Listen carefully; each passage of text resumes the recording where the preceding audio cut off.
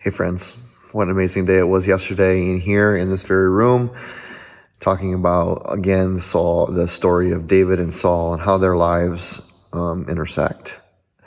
And so much of David's story, of course, is Saul's story, and that's what we've been talking about. Yesterday, we talked about how in 1 Samuel chapter 24, we see this really difficult interchange between David and Saul. You see, Saul had been trying to kill David for a long time now, and David knew this, and David was running for his life. And at one point when David was hiding in a cave, Saul ended up going in that cave, as the Bible says. We all laughed about it yesterday, to relieve himself, right?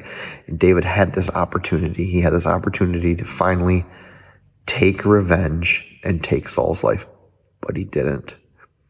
The question is why? Why didn't David take the opportunity?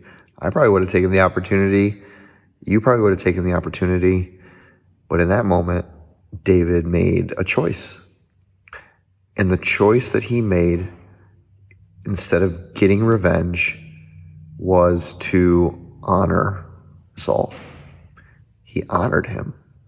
And this was an actual choice that David had to make.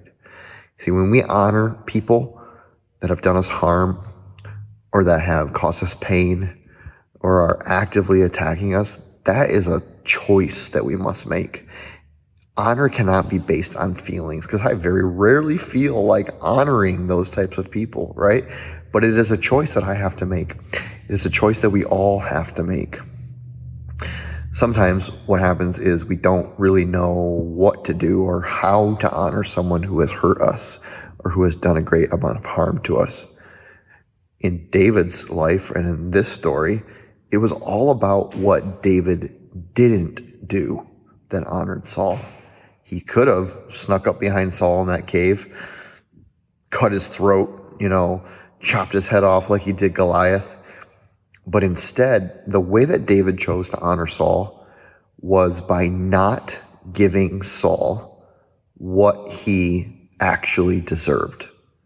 He forewent what Saul deserved, and instead he did something completely different. Well, I think the question really is how does David get to this point of being willing to honor a man who is so intent on killing him? And it wasn't that David wasn't experiencing pain, and not that David didn't want God to take care of Saul, because he certainly did. In fact, if you read, we mentioned them yesterday, but Psalm 57 and Psalm 142 are psalms that David wrote in the midst of fleeing from Saul. And he's constantly saying, hey, Lord, he's chasing me. He's setting traps for me. Give me victory, Lord. Come and avenge me, Father. Where are you in this?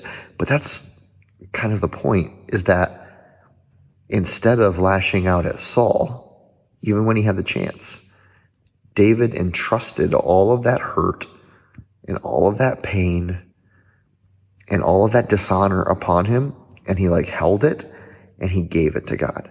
He entrusted all of that hurt to God instead of taking it all, balling it up into a fist and then, nailing Saul with it. The last thing is really more about, it's for you and I. It's not directly out of the story or anything like that, but as followers of Jesus, we must make a choice to honor people or not honor people. And the reality is, most people are dishonorable. I have acted dishonorably before. You have acted dishonorably before.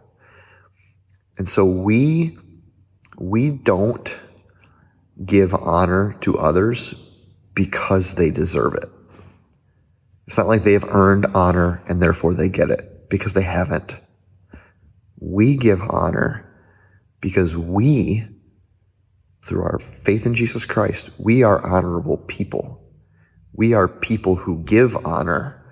We are not a people who look for those who deserve honor and then give it to them. I'm praying for you this week.